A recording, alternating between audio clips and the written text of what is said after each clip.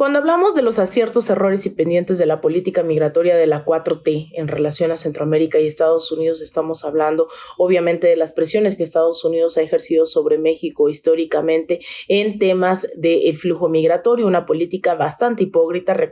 Tenemos que ir a los antecedentes. Si hay bastantes flujos migratorios, también en gran parte es responsabilidad del mismo Estados Unidos, que intervino en los procesos internos dentro de la guerra civil en El Salvador, o incluso la deportación de estos, de quienes huían de la guerra civil en El Salvador, se quedaron en Los Ángeles, aprendieron cómo funcionaban las mafias, regresaron, los fueron deportados a El Salvador y hoy son estas maras que conocemos. También el golpe de Estado en el 2009 hacia Honduras, también el haber sido tratadas, ¿no?, estas llamadas repúblicas bananeras, cómo las empresas transnacionales aprovecharon y siguen aprovechándose de estos territorios. Eso es lo que realmente provoca estos éxodos migratorios en los cuales Estados Unidos ya no toma responsabilidad una vez que estas migrantes buscan llegar hacia Estados Unidos, y lo mismo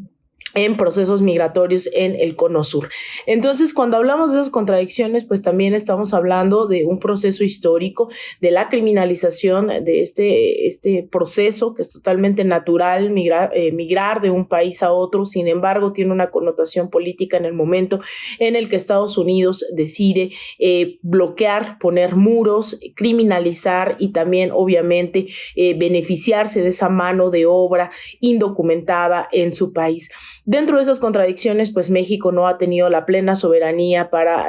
decidir qué hace con estos flujos migratorios. Se ha criminalizado, han servido para el narcotráfico, para la trata de personas, y hay mucho por hacer ahí. Además, claro está, del racismo profundamente enraizado en nuestro sistema migratorio, sea para quienes llegan a través de la frontera, para quienes llegan a través de aeropuertos. El proceso de deportación parece todavía ser casi inmediato. No ha habido un avance y también en una sociedad profundamente xenofóbica y racista, ¿no?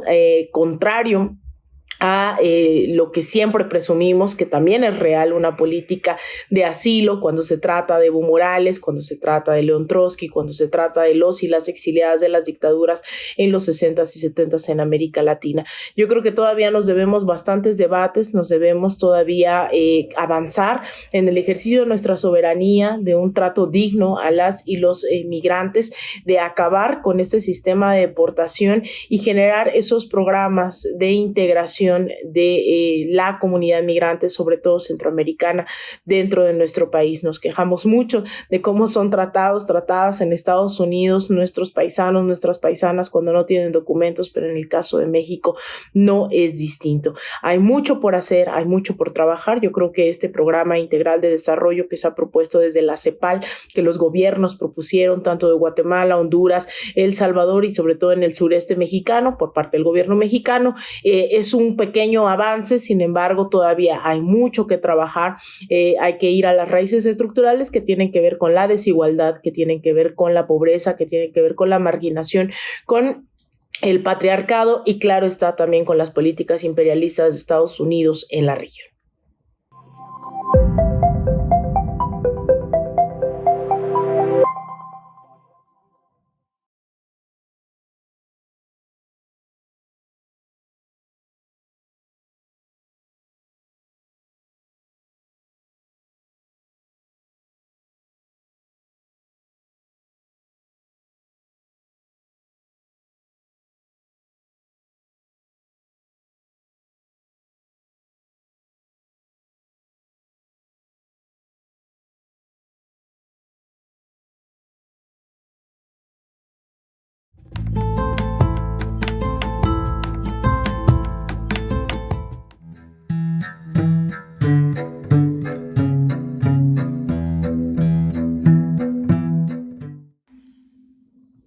podríamos hablar de una política anticolonial y antiimperialista en el gobierno de la Cuarta Transformación. Hay varias cosas que han desatado regionalmente nuevos debates. Uno de ellos, claro está, es la soberanía nacional.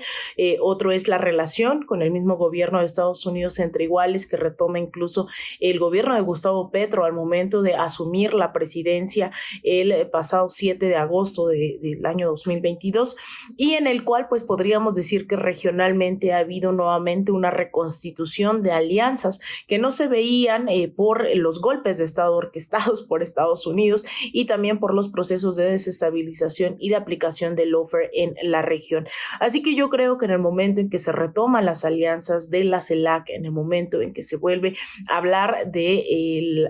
el uso de litio con fines de soberanía nacional y hacer alianzas con Bolivia, con Chile, con Argentina, yo creo que ahí hay varios momentos en los cuales podemos estar hablando de que eso está desatando nuevamente un movimiento regional que a finales de los 90 comenzaba esta llamada primera ola de gobiernos progresistas en América Latina con la victoria de Hugo Chávez en Venezuela en diciembre de 1998, y eso desató también una oleada de gobiernos progresistas que entre sí generaron una nueva organización entre pares, creando la UNASUR, creando la ALBA TCP, creando incluso medios de comunicación como Telesur, y yo creo que ante eso nos estamos enfrentando hoy regionalmente. No solamente se trata de México, sino de una nueva forma de gobernar regionalmente que yo creo estamos viendo también estas alianzas, ¿no? Y sobre todo este apoyo a los llamados gobiernos progresistas, gobiernos de izquierda, que sí ha encabezado el gobierno de Andrés Manuel López Obrador. Cuando decimos qué retos tenemos pendientes, yo creo que esa profundización de la solidaridad, esa profundización de las relaciones exteriores con otros gobiernos va a tener que ser clave. Y cuando hablamos de anticolonial, también tenemos que repensar la política migratoria, que todavía el racismo está pues enraizado dentro de las instituciones migratorias en México, que nos tenemos que poner a pensar cuál va a ser nuestra relación más allá de la aplicación de los programas como Jóvenes Sembrando Vida, como Jóvenes Construyendo el Futuro y Sembrando Vida en países de Centroamérica. Yo creo que no va a ser suficiente, tenemos que seguir repensando y profundizando el trato que le damos a quienes pasan por México en su búsqueda de llegar a Estados Unidos, y tendríamos que seguir profundizando el debate no solamente en términos migratorios, sino el debate anticolonial dentro de nuestro mismo país.